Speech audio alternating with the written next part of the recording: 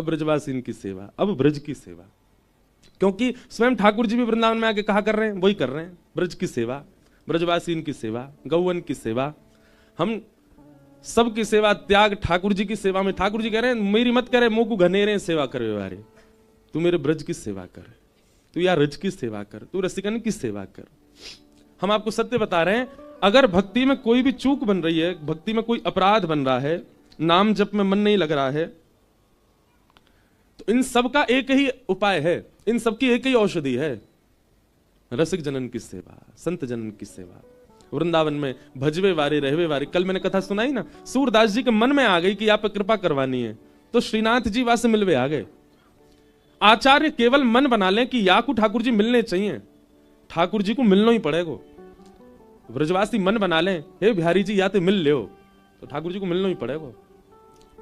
बिहारी जी को खूब प्रसन्न कर रखो है, लेकिन ब्रजवासी तो आपने 36 के आंकड़े बना रखे हैं, रसिक जनन की सेवा ना कर रखी, वैष्णव संत जनन से कोई मतलब नहीं, तो बिहारी जी कैसे मिलेंगे। एक कथा सुनाते हैं। एक राजा थे, ध्यान से सुनना। एक राजा थे, उनके बहुत समीप में एक ब्राह्मण रहा करते थे। ब्राह्मणों का इतना सम्मान करते थे, एक आचार्य प्रवर का इतना ज्यादा सम्मान करते थे कि उनको तुरंत अपने बगल में सिंहासन पर बिठाना, वो जैसे ही आमे उनको माला पहनाना, उनके चरण धोना, उनको दक्षिणा देना, आदि आदि, ये नियम है, ब्राह्मण का करना ही चाहिए सम्मान। लेकिन वे ब्राह्मण देवता क्या सोचने लगे कि राजा मेरा इतना सम्मान करता है, अब ये मेरे वश में है, तो वे राजा के अलावा जो भी सेनापति मंत्री आदि थे उनको कुछ पूछते ही नहीं थे। कभी कभी महल में आते तो मंत्री आदि से प्रणाम करते, महाराज जी प्रणाम, लैठो तुम्हारी प्रणाम क्या लेनी, हमको तो राजा डायरेक्ट संपर्क है हमारा राजा से। तो मंत्री सेना ये सब के लोग, ये लोग बड़ा बुरा मानने लगे, बोले कि यार ये ब्राह्मण देवता, इनका सीधा संपर्क राजा से हो गया, ये हमको कुछ समझते ही नहीं। सेनापति या द्वारपाल जरा भी चूक कर दें तो महाराज राजा से सीधी शिकायत कर देते थे उनकी, और राजा फिर दंड देता था। बहुत ध्यान से सुनिएगा। एक दिन राजा के नीचे जितने लोग थे सबने अपनी बैठक बैठाई, और बैठक बैठा करके सबने आपस में बात की, बोले भाई ये ब्राह्मण देवता का सीधा कनेक्शन राजा से तोड़वाओ। बोले वो कैसे होगा, बोले कल इसको घुसने ही नहीं देंगे भीतर। दूसरों ने कहा वो राजा को बता देगा, बोले राजा को तब बता पाएगा जब मिलेगा, हम मिलने ही नहीं देंगे।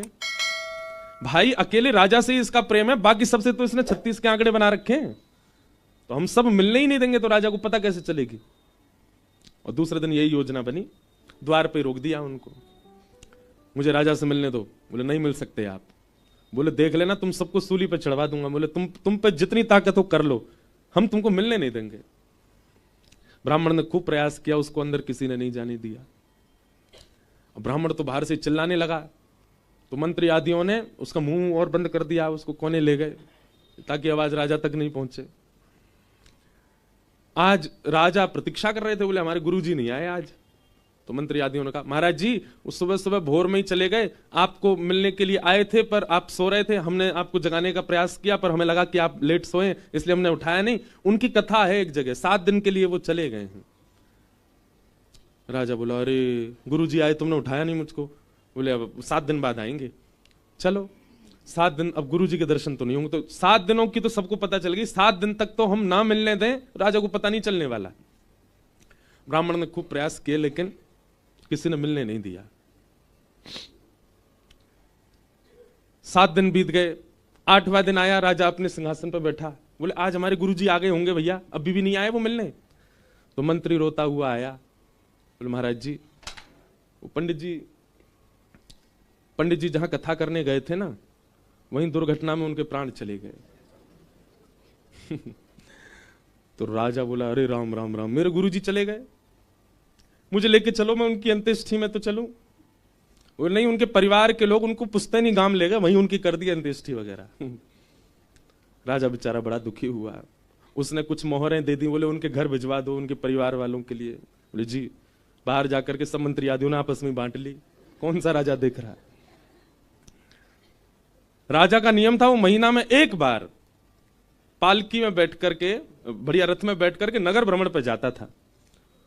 पंडित जी ने मन बना लिया था, बोले जिस दिन नगर भ्रमण पे जाएगा मैं उस दिन छुप के एक पेड़ पे बैठ जाऊंगा और जैसे ही ये नीचे से इसकी सवारी निकलेगी ऊपर से कूद जाऊंगा, तो राजा से मेरा तब तो मिलना हो जाएगा, तो सामने आ जाऊंगा, फिर मंत्री आदि रोक ही नहीं पाएंगे मुझे। मंत्री आदियों ने सोचा नगर भ्रमण कल होने वाला और निश्चित है कि वो पंडित जी बीच में कहीं ना कहीं से कूद पड़ेंगे। तो इन लोगों ने क्या किया, रात में उनको ढूंढ धाड़ करके कम से कम कोसों दूर छोड़े आए कहीं जंगल में कि आ नहीं पाऊं मैं, कैसे भी राजा से मिलना ना हो। लेकिन पंडित जी रात रात में कहीं से दौड़ दाड़ के उसी मार्ग में एक पेड़ के ऊपर आके बैठ गए जहां से राजा का रथ निकलना था। राजा की सवारी निकली, मंत्री आदि सब चिंता में थे। आज बोले आज हम फंस सकते हैं, वो कहीं ब्राह्मण आ नहीं जाए। बोले हम बहुत दूर छोड़ के आए हैं, उसको नहीं आ पाएगा। लेकिन वो आ ही गए थे रात में। जैसे ही सवारी निकली उस पेड़ के नीचे जैसे ही पहुंची तो ऊपर से पंडित जी चिल्लाने लगे, राजन देखो मैं यहां बैठा हूं, ये मंत्री और तुम्हारे सेनापति इन लोगों ने मुझे मिलने नहीं दिया, देखो मैं यहां बैठा हूं। पंडित जी, राजा ने देख करके, ए मंत्री तुम तो कह रहे थे गुरुजी पधार गए, तो ऊपर बैठे। बोले ब्रह्म राक्षस बन गए, उनका प्रेत बैठा ऊपर और ये यहां से निकलने वाले सब लोगों पे ऐसे चिल्लाते हैं। राजन हम तो आपसे प्रार्थना करेंगे, या तो यहां से रथ जल्दी भगवाओ या रास्ता मड़वा दो। तो ऊपर से पंडित, मेरी बात सुनो, मेरी बात सुनो, मैं तुम्हारा गुरु, मेरे पास आओ। राजा बोला सुनो रथ मोड़ दो, दूर से चलो। वो देखा ही नहीं उनकी ओर। पंडित जी महाराज को अंत में बहुत कष्ट हुआ। मंत्री आदियों ने सबने कहा, हाँ जी सीधी पहुंचती आपकी तो राजा तक, हमको तो हमारी राम राम भी नहीं लेते थे आप कभी। तो पंडित जी ने कहा भैया क्षमा करो, हमने तुम लोगों से प्रेम नहीं बनाया, केवल राजा से प्रेम बनाया। तो ये उन लोगों के लिए है जो केवल और केवल ठाकुर से प्रेम करें, जिनको रज से कोई मतलब नहीं। कितने लोग वृंदावन में आते हैं, यमुना जी दर्शन तक नहीं करते, यमुना जी को प्रणाम तक नहीं करते, केवल बिहारी जी को देखनो, चाट बल्ला खाने निकल जानो। आपको लगता होगा कि आपको वीवीआईपी बिहारी जी मिल गए, आपको पुजारी जी ने प्रसाद दे दिया, आपको बिहारी जी को माला मिल गई, सीधे बिहारी जी से संपर्क बना लो, पूरा जीवन निकाल दियो। लेकिन जातना ब्रजवासी और ब्रज के रसिकन के और वृंदावन के पंचायतन के मन में आ गई ना कि या को मिलने नहीं देनो है, तो मिले ही नहीं पाओगे।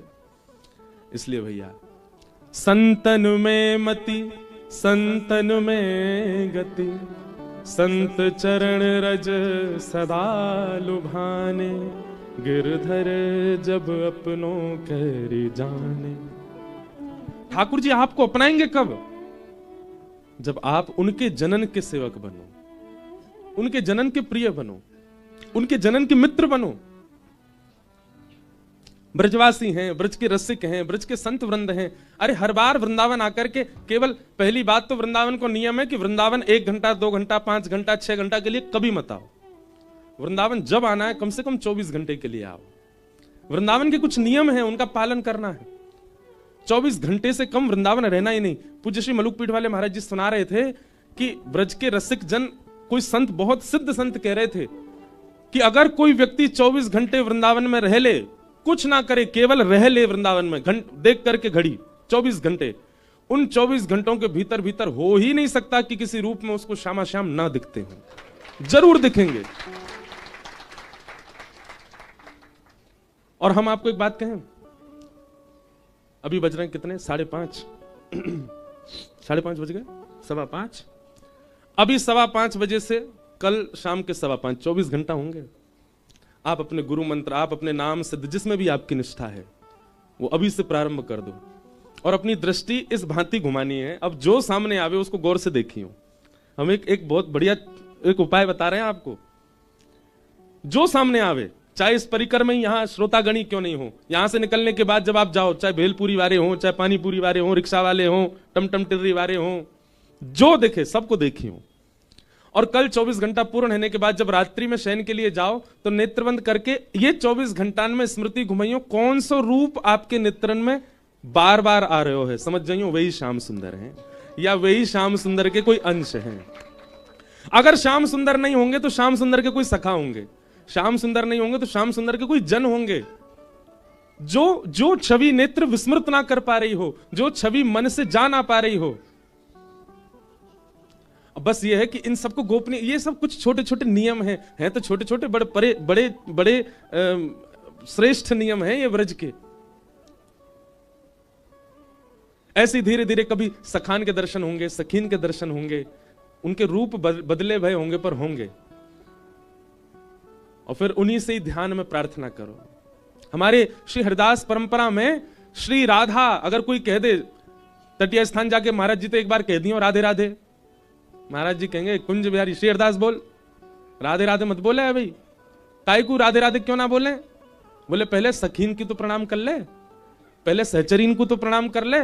जब सखी सहचरी कृपा करेंगी और कृपा करके जब निकुंज को द्वार खोलेंगी तब बोलियो राधे राधे। अभी से राधे राधे क्यों करो? अभी तो सखीन को प्रणाम। हमारे वृंदावन की परंपराओं में सब जगह विलग विलग भाव है। हरवंशीन के अलग भाव है, हरिदासीन के अलग भाव है, रामानुजीन के अलग भाव, रामानंदीन के अलग भाव, गौड़ियान के अलग भाव। हम रामानुजी हैं, पर पता नहीं क्यों गुरुदेव की कृपा, नानाजी की कृपा से पुष्टि मार्ग, हरिवंशी, हरिदासी, गौड़िया, रामानंदी सबन के भाव चित्त में है। जो भाव प्रिय लगे वह भाव सो ठाकुर जी को प्राप्त करना। बस एक संप्रदाय विशेष या एक संप्रदायवाद चित्त में होना एक गलत बात है। संप्रदाय के प्रति सम्मान और उसके निष्ठा नियमों का पालन करना यह अच्छा है, पर इसका मतलब नहीं अन्य संप्रदायों को आप दूर रखो या उन परंपराओं को आप मानो ना, उनको भी वंदन करो।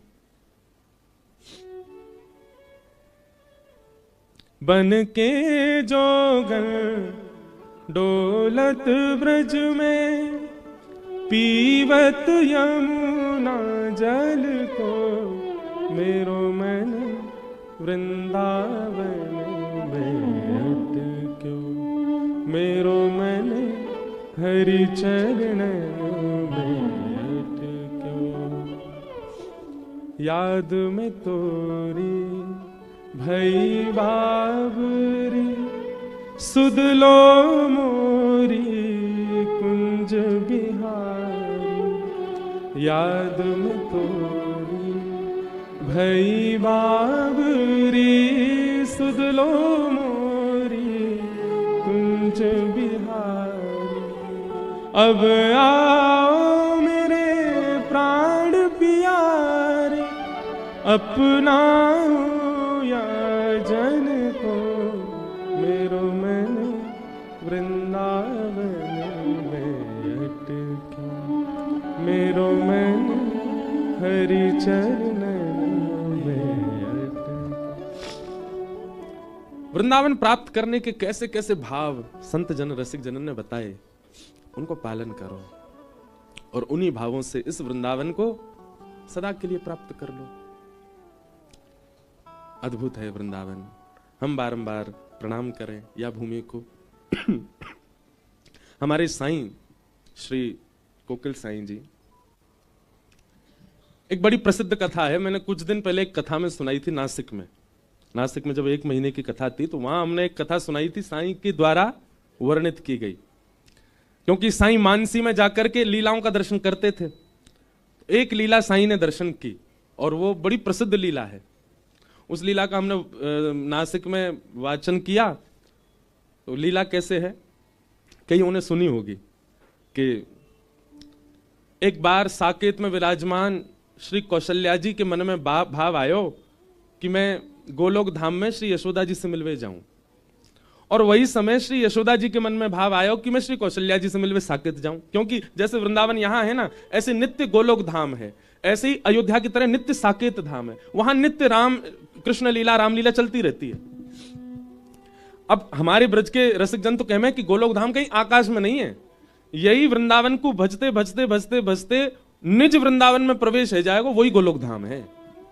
मतलब हमें ये संसारवाद दिख रहा है, हमें कचौरी दिख रही है, लस्सी दिख रही है, हमें गरी दिख रही है, हमें घूमते फिरते इंसान दिख रहे हैं, ये अभी वृंदावन है। लेकिन यही को भजते भजते भजते भजते एक समय ऐसी स्थिति आएगी कि यही वृंदावन निज वृंदावन में परिवर्तित हो जाएगा।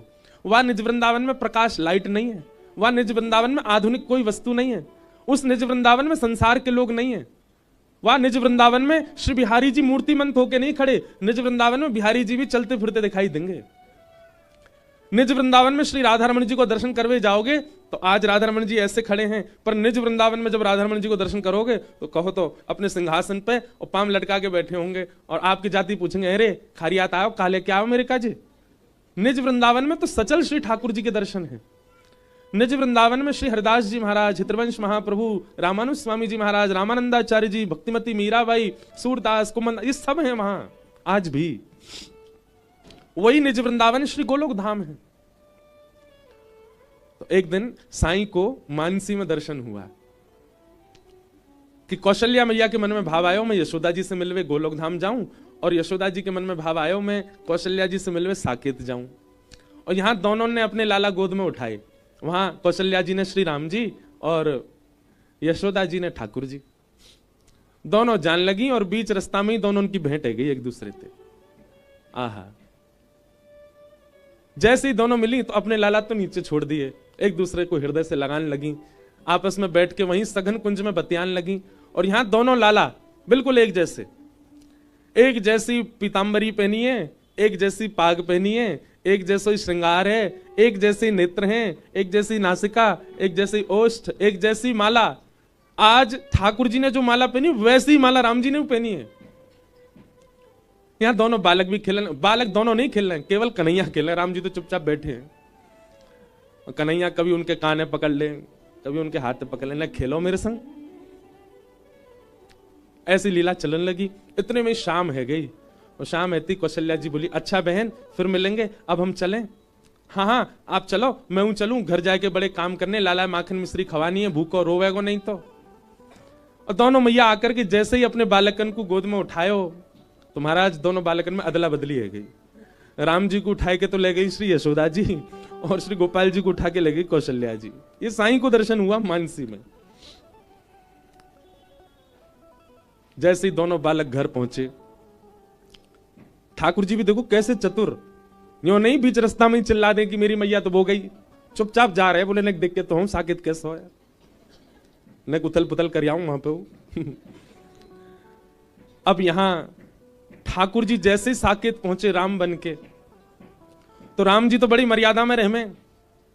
साकेत पहुंचते ही जैसे ही कौशल्या मैया ने ठाकुर जी को नीचे पधरायो, नीचे फर्श पे आते ही महाराज चौकड़ी मार के घुटमन घुटमन दौड़न लगे। वो तो कौशल्या मैया भूली, ऐसा लगे कन्हैया से मिलके फुर्ती आ गई राम में, देख कैसे दौड़ रहा है। और महाराज दौड़ करके गए, राम जी के जितने खिलौना वहां धरे सबन को जोर जोर से बजान लगे, और जैसे ही मन भर जाए सब तोड़न लगे।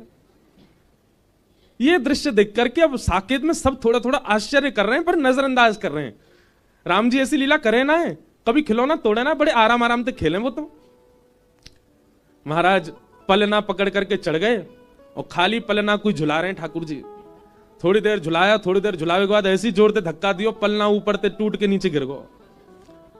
कौशल्या जी और दशरथ जी ने देख रहे, बोले आज लाला कहाँ गए हो? कौशल्या जी बोली मुझे तो लगे अभी अभी यशोदा जी से मिलके आई, उनको लाला बड़ो चंचल है, वहां ने कुछ प्रभाव डाल दियो अपने हमारे राघव में, थोड़ी बहुत देर में ठीक है जाएगा। दशरथ जी ने आवाज लगाई, सुनो राघव, प्रसाद पावे को समय है क्यों, चलो जल्दी आओ। राम जी को नियम है, एक चौकी पर दशरथ जी बैठे, छोटी चौकी पर छोटी थाली में राम जी प्रसाद पावे। लेकिन वहां नंद भवन में ठाकुर जी को नियम है कि जा थाली में नंद बाबा पा रहे हैं वही में पावेंगे, और नंद बाबा की गोद में ही बैठ के पावे। अब यहाँ राम जी तो है नहीं, ठाकुर जी हैं। ठाकुर जी घुटमन घुटमन आए, अपनी थाली तो दूर कर दी, बाबा की गोद में बैठ गए, और बाबा से कहने लगे मुझे खवाओ। दशरथ जी को भी अच्छा लगा, बोले अरे आज तो राम जी गोद में ही बैठ गए, अच्छा चलो मैं खवाऊं। हाँ बाबा, थोड़े थोड़े तिनका उठा उठा करके मुख में दें। एक बार पालियो, दूसरी तीसरी बार तो महाराज दशरथ जी की उंगली काट गए अपने दांतन से। दशरथ जी मन में विचार कर रहे हैं, राघव ऐसे नहीं करते।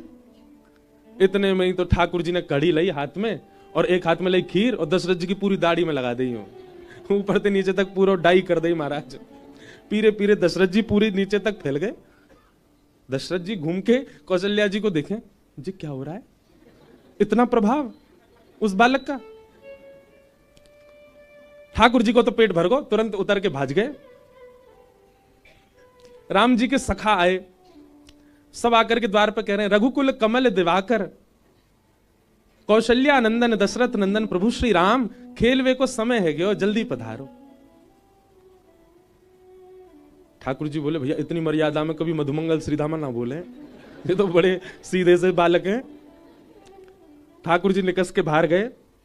अब राम जी तो खेल भी ऐसे ही खेले, नेक नेक बॉल खिसकाए थे, इधर उधर गेंद थे, और वैसे ही खेल रहे हैं, बड़ी शिष्टाचार मर्यादा में। ठाकुर जी नेक देर धीमे धीमे खेलते, बड़े परेशान है गए, बोले यार यहाँ तो नेक को सुख ही नहीं मिल रहा। राम जी के जितने सखा सबन की चोटी पकड़ी, और चोटी पकड़ के बोले घोड़ा बनो, और उनको घोड़ा बना दे, ऊपर चढ़ जाए, उनकी चोटी पकड़ के खींचे, जहां खींचू वहीं को चलियो। कोई में मुस्टिक मारे, कोई में लात मार दें, कोई उठा के फेंक दें सरजू जी में। एक बालक है तो ले गए, बोले तो सरजू जी में डुबाऊंगो। वो चिल्लाने लगो, अरे माता जी वो बच्चे क्यों, ये राम जी को क्या हो गया, ये मुझे सरजू जी में फेंकने जा रहे हैं। सब घबरा गए साकेत में, आज राम जी को हुआ क्या है। और वहां गोलोक धाम में पहुंच गए श्री राम जी। यशोदा मैया ने जैसे ही अपनी गोद ते लाला उतारो, ठाकुर जी चुपचाप नीची नजर करके राम जी बैठे हैं। दशरथ जी कह रहे हैं लाला, नंद बाबा कह रहे हैं लाला आजा भोजन पा ले। राम जी चुपचाप उठ करके गए, बगल में जाके बैठ गए, प्रतीक्षा कर रहे हैं हमारी थाली लगे, छोटी सी में पाए। पर नंद बाबा ने तो उठाए के गोद में धर लिए, और एक हाथ से स्वयं पामे, वही से नेक कवल लेके राम जी अपना मुंह फेरे। ऐसे तो पावे की उनकी आदत ही ना है। नंद बाबा कहे लाला मुंह का फेरो, ले खोलिया, और मुंह पकड़ के जबरदस्ती खोल के पवाई दियो। राम जी के नेत्र में मोटे मोटे आंसू आ गए, बोले काहे रो भैया। ग्वाल बाल आ गए, मधुमंगल श्री दामा, तन सुखा मन सुखा धन सुखा। अरे लाला कहां को चलोगो, ए लाला चल, खेलवे को समय हो, जल्दी चल। ठाकुर जी बिल्कुल सीधे साधे चुपचाप बैठे हैं। मधुमंगल श्री दामा ठाकुर जी को ऐसे देख रहे हैं जैसे कोई विचित्र प्राणी आ गए हो। अरे लाला तो काहे को, तो इतना शांत काय को बैठो है, तेने अपने नेत्र नीचे काय कर रखे हैं। सीधा हम बोलो, ऐसा लग रहा है जैसे आपको ब्याह व्यवहार होएगा, कोई देख व्यवहार आ रहे हैं का, लाला तू ऐसा सीधो सबन काय को बैठो है। राम जी बेचारे बिल्कुल गुपचुप बैठे। श्री दामा मधुमंगल बोले ऐसे ना माने को, या ले चलो उठाए के आज दारी के या जमुना जी में फेंके आमेंगे, माँ या को मछली खा जाएंगी फिर चिल्लावे को। राम जी बेचारे ऐसा मत कीजिए आप लोग, ये सब आप क्या चर्चा कर रहे हैं, आप हमको यमुना जी में फेंकने क्यों जा रहे हैं। मधुमंगल सीधा, लाला ये कौन सी भाषा बोल रहा हो भैया, ये कौन सी भाषा है जी, हमारी ब्रज भाषा तो है ना। राम जी को पकड़ के ले गए, और बाहर जाकर के राम जी को घोड़ा बना दिया, ऊपर मधुमंगल बैठ को, मधुमंगल के ऊपर श्री दामा, राम जी की कमर। अरे भैया एक ही बैठ जाओ। श्री दामा पकड़ के लाला ले गयो। यशोदा मैया ये छोरा का है गो हमारे, इधन कौन सी तो भाषा बोल लो, समझ में ही ना आ रही है हमारे, ना ऊधम मचा रहो ना खेल लो, रो ही रो तब, और रो भी आवाज नहीं निकाल रहो, केवल आंसू निकल रहे हैं आके। यशोदा मैया तुरंत बैठी, और बैठ करके श्री राम जी के नेत्रों में देखने लगी, तो राम जी नीची नजर करके खड़े। गौर से जब नेत्रों में देखा तो गंभीरता दिखाई दी। तुरंत कौशल्या जी, तुरंत यशोदा मैया बोली राम। तुरंत ठाकुर जी बोल पड़े हाँ मां। अरे ये तो भूल है गई मोते, ये तो कौशल्या जी को लाला आगो मेरे संग। अरे मैया जे का आगो, हमने तो यहाँ के ऊपर चढ़ चढ़ के कमर तोड़ दी, यहाँ की हम तो यहाँ जमुना जी में फेंकवे जा रहे हैं, क्योंकि लाला तो जमुना जी में फेंकवे थोड़ी है, वो तो दूसरे ने फेंक दे। मैया इन्हें वापस कर आओ, बेचारी इनकी मैया चिंता कर रही होंगी। यशोदा मैया बोली मुझे की मैया की चिंता ना, मुझे यूं लग रही है साकेत में का बवा ले रहे होगो, वो बंदर पहुंच गो वहां पे, मुंह तो बाकी लग रही है मैंने का कर दिया होगा वहां पे। तुरंत राम जी को गोद में उठा करके यशोदा मैया दौड़ी, और वहां महाराज कोई के हाथ टूट गए, कोई के पाम में घाव है, कोई के बाल खींच लिए नोच लिए, कोई दो सिपाही ऐसे हैं वो खिलावे गए ठाकुर जी को, उनकी बड़ी बड़ी दाढ़ी, दोनों उनकी दाढ़ी में गांठ मार दी, और दोनों छूटे ही नहीं पा रहे हैं एक दूसरे से। पूरी साकेत में बवाल है गयो महाराज।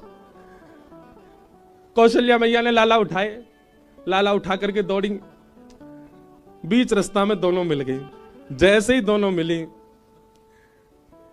यशोदा मैया बोली अरे बहन ये तो कैसो काम भयो आज, दोनों बालक अदला बदली है गई, लो पकड़ो अपने माटी के मत होना, बैठो ही रे, कछु करे ही ना है जे तो हम बे ना बोले ना डोले ना चले फिर कछु ना करे, आंख नीचे करके बैठो ही रे, रोवे भी चुपचाप है, बस आंसू ने निकारे, आवाज ही ना सुनी पूरे दिन आते या की। कौशल्या मैया बोली तुम भी पकड़ो अपने बंदर है, जे शांति ही ना बैठे, पूरी साकेत में हल्ला करे आयो है। ऐसा दृश्य सबरे खिलौना तोड़ दिए राम जी के। दोनों बालकन को जैसे ही नीचे पधरायो, यहाँ राम कृष्ण दोनों एक दूसरे को हृदय से लगा रहे हैं, और कौशल्या मैया और जानकी जी एक दूसरे हृदय से लगा रही हैं। यही स्वरूप को दर्शन हमारे श्री कोकिल साईं अपने मानसी में कर रहे हैं। तो हमने कहा उस कथा में कि किसी में अगर सामर्थ्य हो तो एक चित्र बना के लाओ। आज एक बालक चित्र वो लेके आई हूं, सामने है। हमने कही ऐसा चित्र बनाइयो कि पता नहीं चले राम जी कौन से और ठाकुर जी कौन से। तो मेरे पास कम से कम 70 चित्र आ चुके अब तक, लेकिन आज साईं के यहाँ की कथा में ही ऐसा चित्र आया जिसमें पता ही नहीं चल रहा कि इनमें राम जी कौन से और ठाकुर जी कौन से। देखो ये यहाँ पे वो करो, क्लोजअप करियो, वहां में टीवी में दिखेगा। पकड़ियो भैया ने अच्छे थे, हाँ मेरे भरोसे मत छोड़ दियो। ये देखो सामने दिख रहे हैं, एक से ही नेत्र, एक से ही नासिका, एक से ही मुखमंडल, एक सी पाग, एक सी कदकाठी। अब बताओ यहाँ में ठाकुर जी कौन से? ठाकुर जी वो हैं जिनने कंधा पे हाथ धर रखो है। क्यों? राम जी तो बेचारे सीधे ही खड़े रहेंगे, ठाकुर जी हैं खींच रहे हैं उनको अपनी ओर। तो इतने दिनों से चित्र बन रहे थे, जितने भी बालकों ने दिए हमको, सबके चित्र बहुत सुंदर, एक से एक अद्भुत। पर हमने कही थी जैसे साईं को दर्शन हुए कि राम कृष्ण में भेद ही नहीं पता चल रहा है, वो चित्र आज साईं की कथा में ही आया है। तो हमारी तरफ से आज ये साईं को ही भेंट है, उन्हीं की लीला की कथा उन्हीं को ही भेंट कर रहे हैं।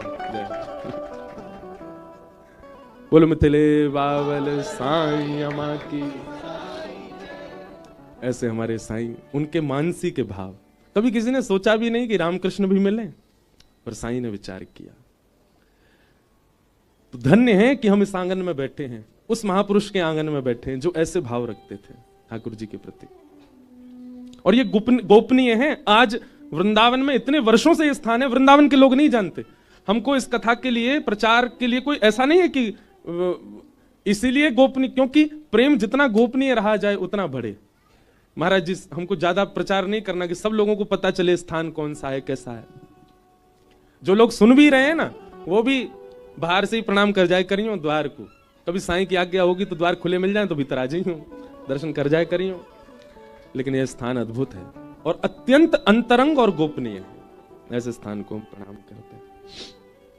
इसलिए यहां कथा कहना, सुनाना मेरा सौभाग्य होता है, इसलिए यहां मैं भाव से आता हूं। जय। आइए अब कथा क्रम में प्रवेश करें। कल हम लोगों ने श्रीमद् भागवत जी के 3 मंगलाचरणों का श्रवण किया।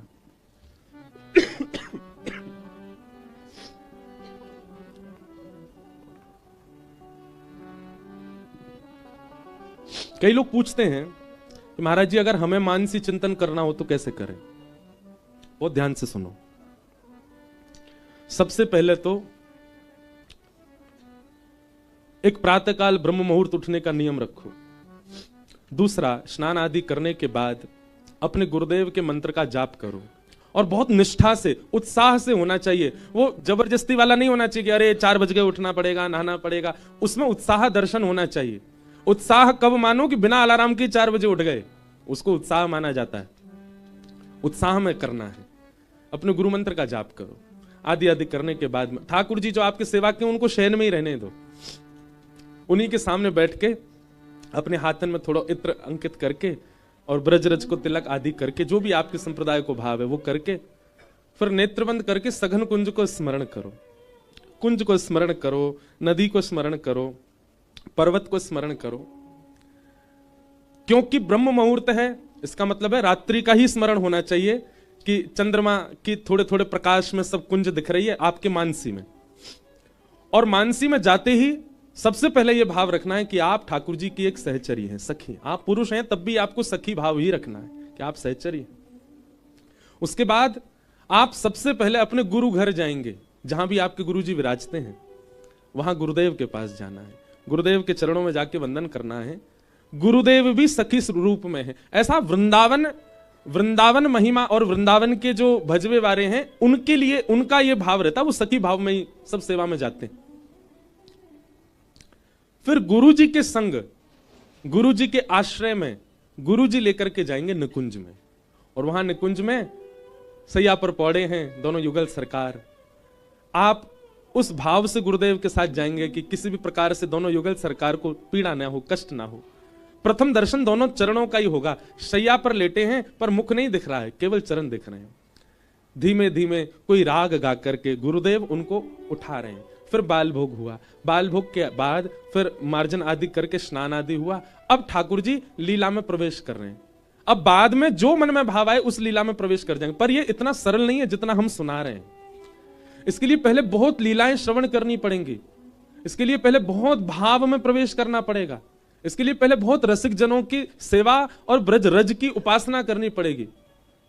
ब्रज रज की सेवा से ब्रज रस प्राप्त होता है, बिना रज के रस नहीं मिलेगा।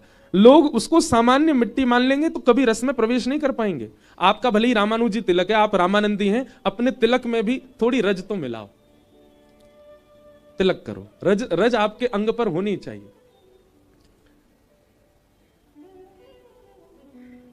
बिना गुरु के, बिना गुरु दर्शन के आप मानसी में नहीं जाइए। आप सीधे स्मरण कर लेंगे कि सघन कुंज है, यमुना जी बह रही हैं और वहां पर प्रियालाल जी दोनों लीला कर रहे हैं, तो आपको वह दिख सकता है जो नहीं दिखना चाहिए। लेकिन अगर आपके गुरु उस लीला में विराज रहे हैं, एक सखी रूप में या फिर सामान्य गुरु रूप में वे विराज रहे हैं, एक वृक्ष के नीचे गुरुदेव बैठे, ऐसी भावना हो जाएगी तो फिर लीला में जो अपराध बनना होगा वो नहीं बनेगा गुरु कृपा से। लेकिन कईयों का गुरु में इतना विश्वास ही नहीं है, केवल दीक्षा ले ली है, गुरु के वचनों के प्रति इतनी भावना ही नहीं है, उनसे भी अपराध बनेगा मानसी में। और एक बात हमारी हाथ जोड़ के सुन लीजिएगा, मानसी में यदि एक अपराध बन जाए तो वर्ष भर तक या 6 महीने तक पुनः मानसी में नहीं जाना है। फिर आपको नाम जप के द्वारा, अपने भोजन प्रसाद की शुद्धि के द्वारा, अपने गुरु घर और रज की सेवा के द्वारा 6 महीना तक ऐसे ही रहना है। खूब लीला कथा सुननी, सत्संग सुनना है, फिर प्रयास करना है अब मानसी में जाए। फिर आपको भी ऐसा, इतना सरल नहीं होता है। हमारे ब्रज के रसिकों ने या हमारे साईं ने भी बहुत समय दिया है सेवा को, बहुत समय दिया है आराधना साधना को, तब जाकर के उस मानसिक स्थिति में पहुंच पाए। तो समय दीजिए थोड़ा, इतनी जल्दी मानसी में प्रवेश नहीं मिलेगा। तो कुछ नियम है, इनका पालन करो। गुरु के वचन अटल कर मानो, साधु समागम कीजिए, मन रे कृष्ण नाम कह लीजिए। गुरु कृपा बहुत आवश्यक है। आइए अब कथाक्रम में हम लोग प्रवेश करें।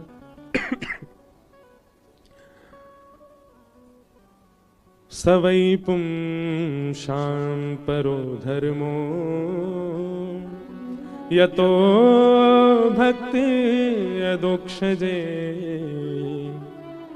अहैतुक्य प्रतिहता ययात्मा संप्रसीदति। बहुत सावधानी से सुनो। सवै पुंसां परो धर्मो यतो भक्तिर अदोक्षजे। सभी प्राणी का परम धर्म क्या है? धर्म क्या है? पूजा करना। और परम धर्म क्या है? वही पूजा सेवा में परिवर्तित हो जाना। वृंदावन वासी पूजा नहीं करते, वृंदावन के उपासी सेवा करते। पूजा और सेवा में अंतर क्या है?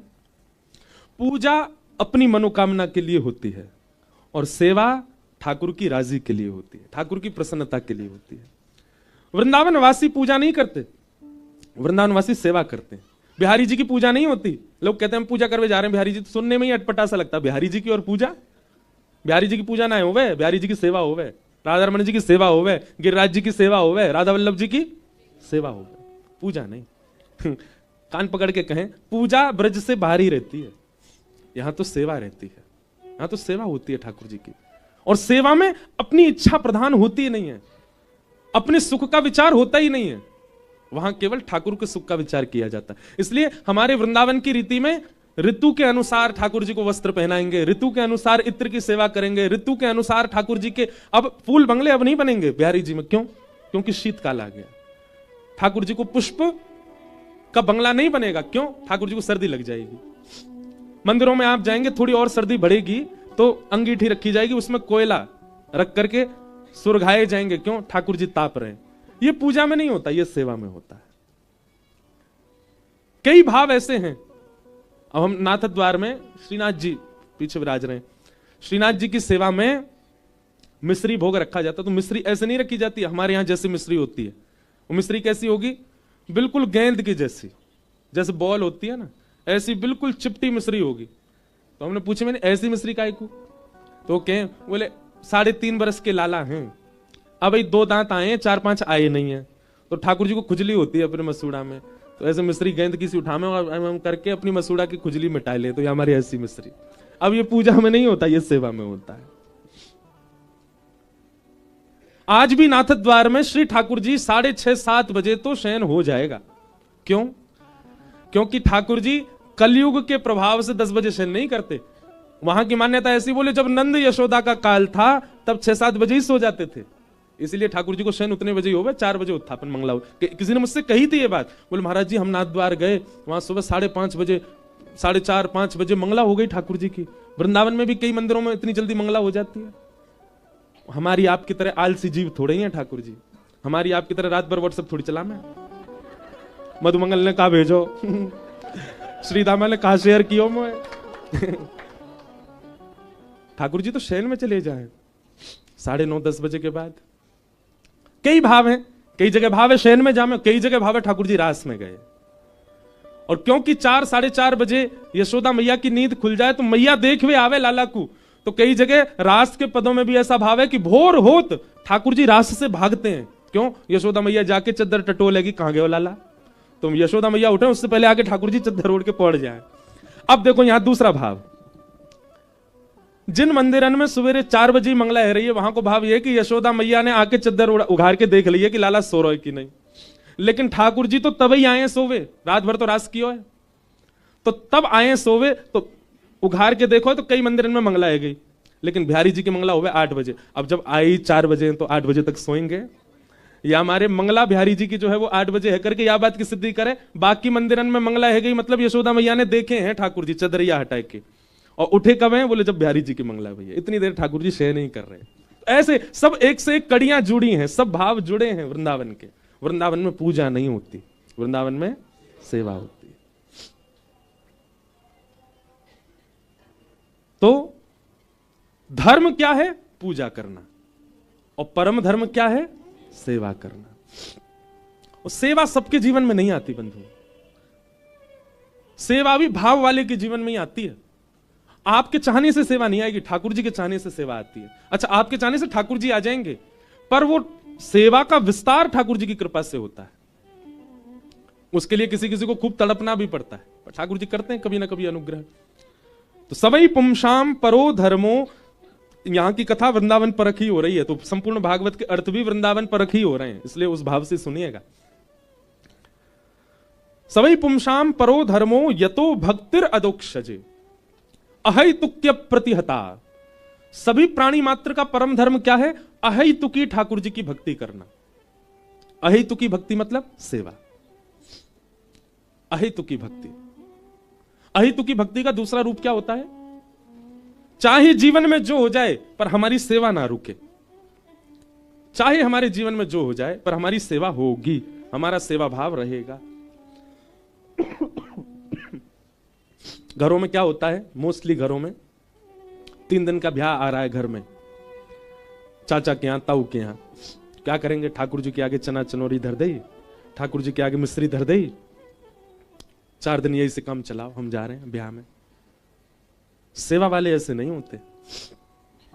सेवा वाले तो ठाकुर जी की सेवा करेंगे, चाहे कितनों ब्याह हो, और स्वयं का ही ब्याह है तो किसी और को सेवा देके जाएंगे, पर सेवा नहीं रुकती ठाकुर जी की। वो तो जिस प्रकार घर के सब सदस्य वैसी सेवा है ठाकुर जी की, उसी को ही अहैतुकी भक्ति कहते हैं। और अहैतुकी भक्ति करने वाले के लिए ही यहां सूत जी महाराज कह रहे हैं वही परम धर्म है। सवै पुंसाम परो धर्मो यतो भक्ति अदोक्षजे अहैतुक्य प्रतिहता ययात्मा संप्रसीदति। पूज्य श्री मलुक पीठ वाले महाराज जी एक बार एक भाव सुना रहे थे। मलुक पीठ के बगल में एक स्थान है खाक चौक, वहां के पूज्य महाराज जी, उनको किसी कारण से 1-2 दिन के लिए कलकत्ता जाना था, तो अपने एक सेवक को सेवा दे गए ठाकुर जी की। बहुत ध्यान से सुनना। बता के गए, बोले देखो तुम हमारी सेवा देखी है तुमने, कैसे हम सेवा, वैसी सेवा करना है इनकी, ठीक है। और हम लौट के आए, हमको सेवा बहुत अच्छी मिलनी चाहिए। तो सेवक बोला ठीक है, बोला वाला बेचारा सेवक। अब महाराज जी तो चले गए महाराज जी किन्हीं की कथा सुना रहे, कोई संत थे वहां, उनके भाव सुना रहे। संभवतः महाराज जी के ही गुरु जी श्री पहाड़ी बाबा महाराज का ही चरित्र था। तो वे जैसे कलकत्ता गए तो वहां यहां जो सेवा जिनको देके गए, भोला भाला व्यक्ति, उसने विचार किया, बोले गुरु जी कह के गए बढ़िया सेवा होनी चाहिए। जो ठाकुर जी रोज जल से नहाते हैं, पंचामृत से नहाते हैं, और गुरु जी इनको सूती कपड़ा से पहुंच देते हैं, आज मैं इनको रगड़ रगड़ के नवाई दूं। तो उसने क्या किया, सर्फ होता है ना कपड़ा धोने वाला, वहां से ठाकुर जी मीड़ दिए ऊपर से नीचे तक, उनके गाल में ले, हाथ में ले, सब जगह सर्फ लगा दिया। और यहीं तक ही नहीं, बर्तन मांजने वाला मांजना होता ना, उससे जाके घिस और दिए, और चमक जाएंगे ठाकुर जी। और जैसे उसने जल आदि डाला तो ठाकुर जी तो चमचमाने लगे बिल्कुल। उसने कही अब गुरु जी देखना ऐसे प्रसन्न हो जाएंगे चमकते हुए ठाकुर जी को देख के। पर वहां दूर देश में बैठे महाराज जी रात्रि में जैसे सोए तो उनको श्री रामचंद्र जी के गाल पे घाव दिखाई दिए, हाथ में घाव दिखाई दिए, वक्ष में घाव दिखाई दिए। स्वप्न में ऐसे ठाकुर जी दिखे, तुरंत दौड़े वृंदावन के लिए। वापस वृंदावन आकर के जब ठाकुर जी को देखा, ठाकुर जी चमक रहे हैं बिल्कुल मंदिर में, अपने सेवक से कहा तुमने सेवा करी? वो गुरु जी देखो कैसे चमक रहे हैं ठाकुर जी, आपकी सेवा से भी नहीं चमके इतने तो। वो सही बताओ तुमने क्या किया? बोले हमने ठाकुर जी को नवाया। बोले सच बताओ? थोड़ा क्रोध करके पूछा तो बताया कि हमने तो सर्प से नवाए ठाकुर जी। महाराज जी के नेत्र सजल हो गए। फिर 15 दिन तक, जब तक ठाकुर जी पुनः स्वप्न में नहीं आ गए, तब तक रोज लेप बनाते और लेप बना करके ठाकुर जी के श्री अंग पर लगाते और नित्य औषधि बना करके ठाकुर जी को पिवाते प्रसाद में। 15 दिन तक जब ये क्रम करते रहे, 15 दिन बाद जब ठाकुर जी स्वस्थ होकर के उनको स्वप्न में दर्शन दिया, तब लेप लगाना और औषधि पिलाना विश्राम किया। और फिर समझाया ये पाषाण तुम्हारे लिए हैं, परंतु ये साक्षात ठाकुर जी हैं। हम इनकी सेवा करते हैं, हम क्या भाव रखते हैं वैसा ही क्रम हो जाता है हमारे साथ। हमने कितनी बार अनुभव किया हमारे लाल जी का। रात्रि में कई बार झारी जी में जल नहीं पधराया जाता ढंग से, मुझे रात भर प्यास लगती है और सुबह देखने जाते हैं तो सेवा में पता चल जाता है झारी जी में जल नहीं था रात्रि में, इसीलिए प्यास लग रही। ये जुकाम भी भयो, निश्चित ही हमारे लाल जी को सर्दी लगी है, या हमारे आज सवेरे थे कोयला की अंगीठी धरवा दी है ठाकुर जी के आगे। ठाकुर जी को मोजा नहीं पहनाओ, हाथ में मोजरी नहीं पहनाओ, सो निश्चित है। अच्छा, मोए भी पता है कि कारण मेरे अस्वस्थता को कारण कहा है। यहां आवे से पहले एक दिन आके काजी में कहीं गए हो, वहां उनको लेके नहीं गए हो, वही बात से नाराज है गए, मोए क्यों ना लेके गए हो। और वहां की सर्दी से मोए सर्दी करवाए दी है। मानो ठाकुर जी ऐसा बतावे कि मोए है गई है सर्दी, अब तू मेरी सेवा कर, तू ठीक है जाएगा। कितनी बार ऐसा हुआ, औषधि नहीं ली, ठाकुर जी की सेवा में परिवर्तन कर दिया, उसी से ही स्वस्थ हो गए। तो क्योंकि वो पाषाण नहीं है, प्रत्यक्ष है। अहेतुक की सेवा करने वाले को अनुभव होने लग जाता है। अहेतुक्य प्रतिहता ये आत्मा संप्रशीदति। तो परम धर्म क्या है? न विच्छिन्न होने वाली भक्ति ठाकुर जी के प्रति, उसी को ही परम धर्म कहते हैं। धर्म स्वनिष्ठित पुंसाम विश्वक्सेन कथासुय नोत्पादये दधिरतिम श्रम एव हि केवलम। धर्मस्वनिष्ठितः पुंसाम विश्वक्सेन कथासुय। बहुत अच्छी बात। श्री सूत जी कहते हैं आप जितने भी धार्मिक क्रिया करते हो वो सब ठाकुर जी स्वीकार करते हैं कि नहीं, इसका एक ही प्रमाण है। आपके द्वारा किए गए यज्ञ, आपके द्वारा किए गए अनुष्ठान, आपके द्वारा किए गए व्रत, आपके द्वारा किए गए नियम, उनसे ठाकुर जी प्रसन्न हैं, इस बात का एक ही प्रमाण है। क्या? नोत्पादये दधिरतिम श्रम एव हि केवलम धर्मस्वनिष्ठितः पुंसाम विश्वक्सेन कथासुय। कभी सत्संग में बैठो, कथा में बैठो, किसी प्रवचन में बैठो, और कहीं नहीं तो यूट्यूब पे ही खोलो, अगर उसमें आपकी रति हो रही है, रति मतलब मन लग रहा है, आपकी इच्छा हो रही है श्रवण करने की, भले ही आपके 4 काम पेंडिंग पड़े, पर फिर भी आप उसके प्रति आसक्त होकर के श्रवण कर रहे हो, कथा में दिखने वाली आपकी रति इस बात का प्रमाण है कि आपके अनुष्ठान व्रत नियम से ठाकुर जी प्रसन्न हैं। और अगर कथा में रति नहीं है, कथा में इच्छा नहीं, कथा में प्रसन्नता नहीं, कथा में मन नहीं, तो इसका मतलब आप जो कर रहे हैं वो केवल कर रहे हैं, श्रम एव हि केवलम, केवल श्रम है, केवल परिश्रम है, ठाकुर जी उससे प्रसन्न नहीं है।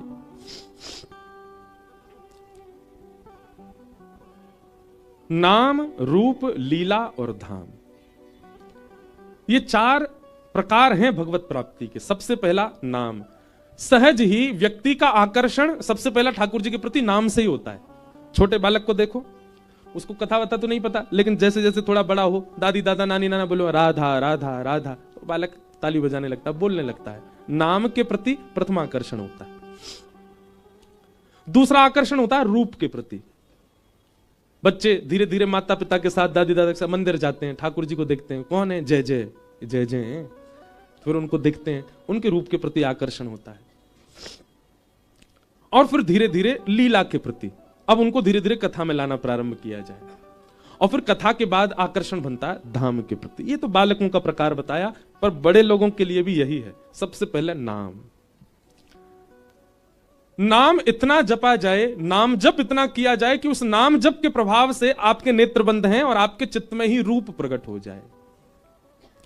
किशोरी जी का, ठाकुर जी का, सहचरियों का, सखियों का, सखाओं का रूप प्रकट हो, और उनका स्वरूप प्रकट ना हो तो कुछ भी अंग प्रकट हो जाए, हस्तकमल ही प्रकट हो जाए, चरण कमल ही प्रकट हो जाए, कोई वस्त्राभूषण ही प्रकट हो जाए, कुछ तो प्रकट हो नाम के प्रभाव से।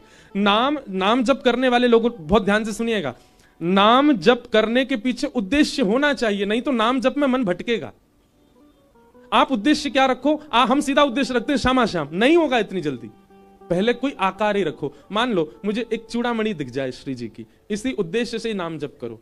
धीरे धीरे आपका मन ही चूड़ामणि का निर्माण करने लगेगा, और कभी ना कभी किसी रसिक के द्वारा आप किसी प्रवचन में सुनेंगे तो जैसी चूड़ामणि आपको दिखी वैसे ही चूड़ामणि का वो वर्णन कर रहे होंगे। आप जैसी चुनरी का भाव रख करके नाम जप करोगे, कभी ना कभी आपको किसी प्रवचन पद कहीं ना कहीं वैसी चुनरी का वर्णन मिल जाएगा। नाम जप में किसी अंग की, किसी भाव की, किसी श्रृंगार के दर्शन का उद्देश्य लेकर के बैठो नाम जप में, तो नाम से क्या प्रकट होगा, रूप। फिर इस रूप को, जिसको आपने कल देखा, भले ही वो हस्तकमल था, भले ही वो चूड़ामणि थी, भले ही वो चुनरी थी, भले ही वो ठाकुर जी की पीतांबरी थी, भले ही वो वंशी थी, उसका आप आनंद चिंतन करते रहो।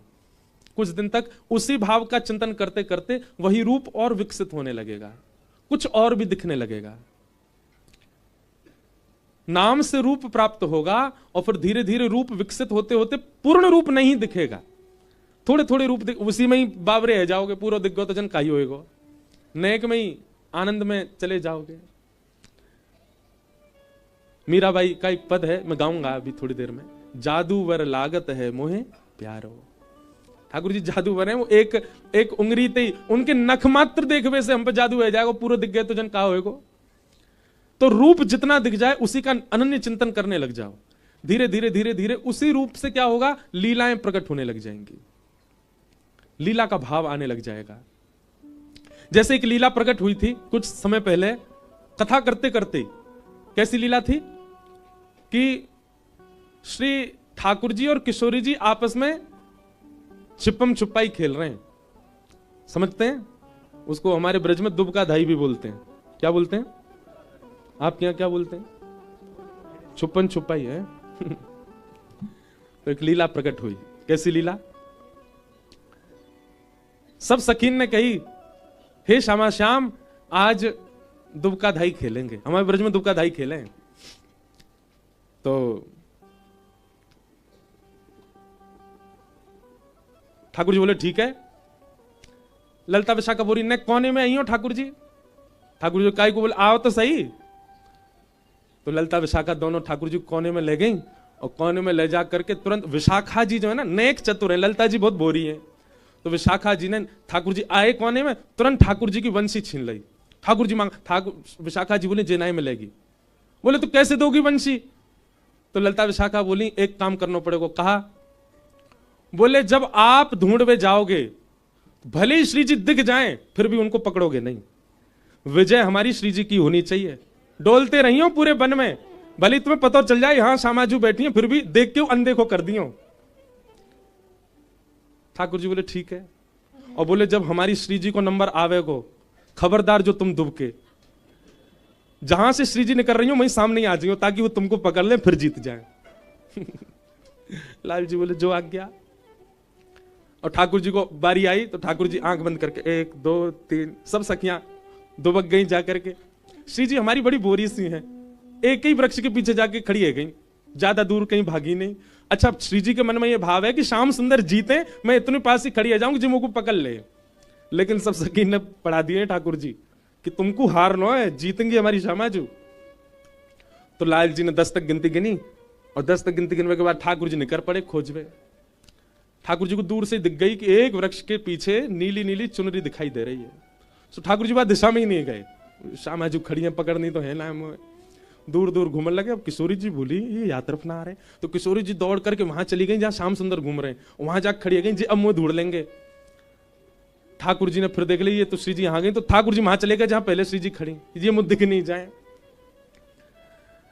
करते करते एक काम ऐसा भयो कि श्री जी मार्ग में ही खड़ी है गई सामने ही, और ठाकुर जी जैसे ही मुड़े श्री जी को देख करके आंख में चलो गो है, दिखना आ रही श्यामाजू कहाँ है, अरे कहाँ जाके छुप गई हो। और इतने में ही सब सखी आई और आकर बोली जय हो जय हो जय हो, समय पूरा है गो, हमारी श्यामाजू जीत गई, हमारी श्यामाजू की विजय है गई। लाल जी चरण में बोले अरे श्यामाजू इतने गहरे वन में काहे को छुप जाओ जो मुझे दिखो ही ना हो। ललिता विशाखा करें ठीक ऐसी करो। श्यामाजू बोली अब मैं जाऊंगी, अब मैं जाऊंगी, गिनती करूंगी। श्यामाजू जैसे गिनती करवे गई, ललिता विशाखा बोली ठाकुर जी कहां छुपोगे। बोले आप आज्ञा करो। बोले यहां कहीं छुपोगे तो श्यामाजू आपको पकड़ नहीं पाएंगी, ऊपर वृक्ष पर नहीं चढ़ोगे, जहां श्यामाजू गिनती करनी है वहां के बगल वाले वृक्ष के पीछे, और सुनो ऐसे छुपी हो तुम्हारी पीतांबरी खुली दिखे, ताकि हमारी श्यामाजू को ज्यादा कष्ट नहीं हो। ठाकुर जी बोले जो आज्ञा। ठाकुर जी एक वृक्ष के पीछे जाकर खड़े गए, पीतांबरी ऐसी अपनी भार सी कर दी, अपने पटकाऊ भार से कर दिया, मुकुट भी टेढ़ों से भार कर दिया। किशोरी जी ने 10 तक गिनती की, 10 गिनने के बाद और जैसे निकसी महाराज सुदूर से दिख गए ठाकुर जी। किशोरी जी जाकर के तुरंत ठाकुर जी पकड़ लिए, आहो पकड़ लिए, धाई कर दी मैंने। ठाकुर जी अरे श्यामाजू आपके नेत्र कैसे, मैं कितना छुप जाऊं, मुझको ढूंढ ही ले हो।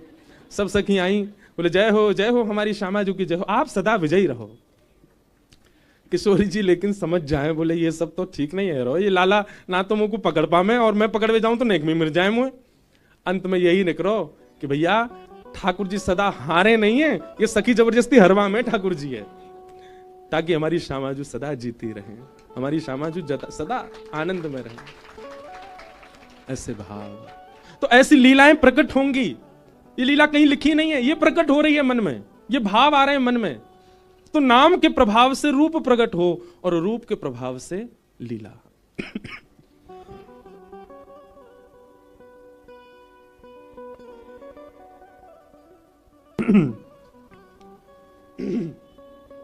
श्यामाजू को राज हमारे माई, श्यामाजू को राज हमारे माई, श्यामाजू को राज हमारे माई, श्यामा। सब लोग गाओ भैया। देखो जो मेरी गलती ना है कि मैं आगे क्रम में बढ़ ही नहीं पा रहा, ये या स्थान कोई प्रभाव है, यहां पता नहीं कैसे अपने आप ही बार बार मैं कथा में तो प्रवेश करूं पर फिर से निकुंज में आ जाऊं, ये या स्थान कोई प्रभाव है, ये हमारे साईं कोई प्रभाव है, या हमारे भैया मैंने पहले दिना कही कि ये निकुंजात्मक भागवत कथा है। ऐसे क्रम बहुत कम जगह प्रकट है पामे। श्यामाजू को प्रणाम करो। क्यों? क्योंकि यहाँ आंगन में अकेले साईं नहीं है, श्यामा श्याम भी लीला कर रहे हैं, तभी प्रकट है रहे हैं बार बार। नेत्र बंद करके श्री किशोरी जी को ध्यान करके सब गाओ।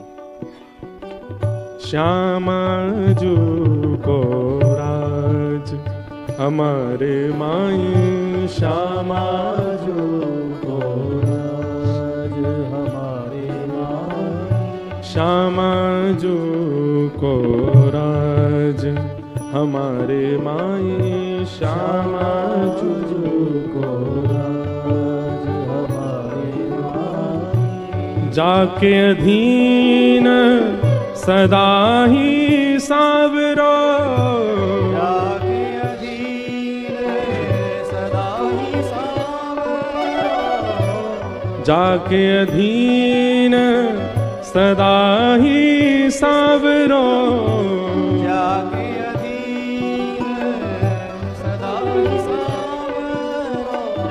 या ब्रज को सिर ताज हमारे माई, या ब्रज को सिर ताज हमारे माई, श्यामा जू को राज हमारे माई, श्यामा जू को राज हे हमारे माई, श्यामा जू को राज हमारे माई, श्यामा जू।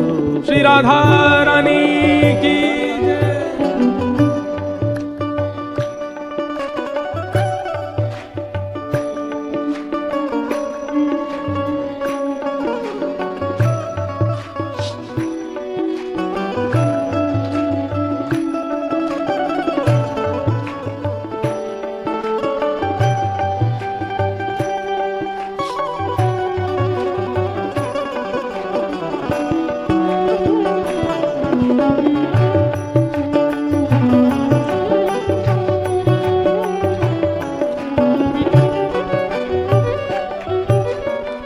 रसिक जन कह रहे हैं ऐसी श्यामाजू और उनके अधीन रहने वाले ठाकुर जी कहां मिलेंगे, इनके दर्शन कहां है सके।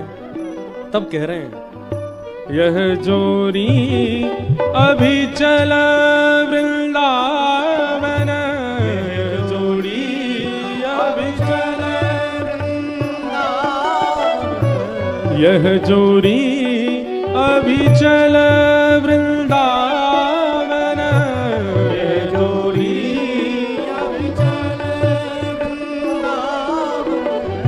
ये जोड़ी कहां है। कह देते ये जोड़ी वृंदावन, पर नहीं, अविचल वृंदावन। अविचल वृंदावन मतलब वृंदावन से बाहर ये जोड़ी जाती ही नहीं है, ये सदा वृंदावन में ही रहते हैं। कहीं और भज के कहीं और ध्या के श्यामा श्याम को अनुभव है सके, पर दर्शन नहीं होंगे। दर्शन तो यही वृंदावन में ही होंगे, क्योंकि ये जोड़ी अविचल होकर वृंदावन में है। यह जोड़ी अविचल वृंदावन,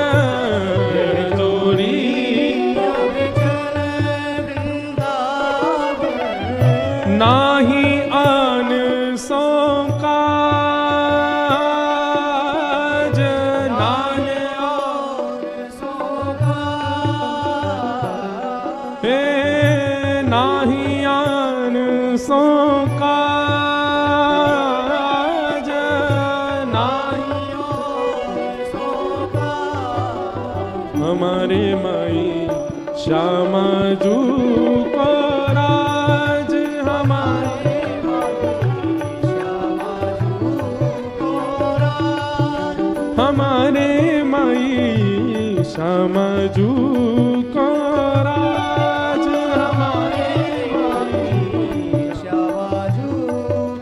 राज। विठल विपुल बिहारिन के बल, विठल विपुल बिहारिन के बल, विठल विपुल बिहारिन के बल, विठल विपुल बिहारिन के बल, विठल विपुल बिहारिन के बल, जिम जलधर सोगाज, जिम जलधर सोगाज। कितनी सुंदर बात। अब ये रसिकों की वाणी समझना बहुत कठिन है। विठल विपुल बिहारिन के बल, कैसो बल, बिहारिन को बल कैसो है, श्यामाजू को राज कैसो हमारे ऊपर, बोले जिम जलधर सोगाज। सबसे खतरनाक जंगल में कौन है, शेर, लेकिन वह भी काले काले बादलों की गर्जना से गुफा में चला जाता है। ऐसे ही काम क्रोध लोभ मोह ईर्षा द्वेष अभिनिवेश अहंता, ये हमारे वन रूपी जंगल के भयानक सब जानवर हैं। पर जब ये हमारे मुख से सुनते हैं श्री राधा, ये गर्जना जैसे ही होती है, ये सब अपने अपने बिलों में प्रवेश कर जाते हैं, निकलते नहीं बाहर, चाहे जितने बलवान हों। पर श्री राधा श्री किशोरी जी के नाम का ऐसी गर्जना होती है कि उससे जितने भी हमारे वन मन रूपी वन के भयानक जंगल के ये सारे जानवर अपने अपने बिलों में प्रवेश कर जाते हैं। विठ्ठल विपुल बिहारिन के बल विठ्ठल विपुल बिहारिन के बल जिम जलधर सोगाज जिम जलधर सोगाज हमारे माई श्याम जू को राज हमारे